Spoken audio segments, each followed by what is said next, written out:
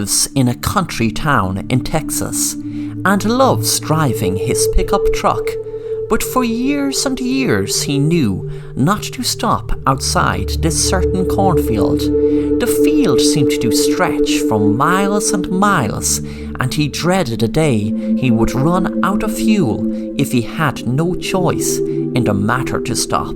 When he drove past the cornfield, he tried not to look into it, as if that would stop anything strange from happening. But he knew that if he didn't stop, then nothing should happen. The worst about this story is no one said actually what would happen if you did stop, but his imagination was running wild any time he had to drive past it. There were a few stories about the field and different things happening different folk, but he didn't really dwell on them and pretended at least to not believe them. But one night during October, he had to make a pickup for his job and had to drive past the field. He no doubt wasn't looking forward to it, but it was his job, his livelihood. He had the gas checked and it was full, so there would be no problem there.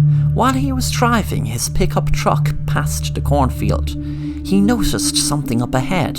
He hoped it was nothing sinister. As he drove closer, he realized there was a car crashed on the road with 3 people lying in pools of blood near it.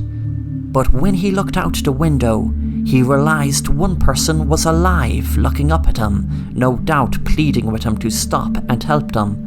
He felt awful passing the person and others, but knew he couldn't stop. He didn't want to stop, so he drove on. As he looked in the truck mirror, he could see the 3 people standing on the road, looking at his truck. He froze in fear and pressed the gas pedal and drove faster and faster, but the cornfield seemed to go on and on even more than usual.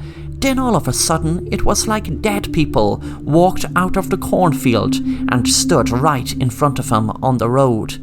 He decided to drive past them. There was no way he was stopping. Then suddenly there was a knock on Tim's door, which woke him out of his dream. When he answered the door, the sheriff was standing on the doorstep and said, "I'm very sorry to break this news to you, Tim, but your daughter unfortunately has been involved in a car accident out by the cornfield. I'm very sorry, but she didn't make it, and 2 of her friends were in the car also. One has survived."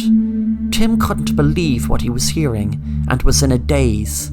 The sheriff said, "Tim, are you okay?" Tim was wondering, was this still a dream? Then he felt drowsy and looked up. He was still on the road, near the cornfield. He checked the mirror and looked behind him, hoping this was still a dream. He walked back to see who the dead people on the road were, and he looked down at himself, his daughter, and his daughter's friend. He then realized he was dead.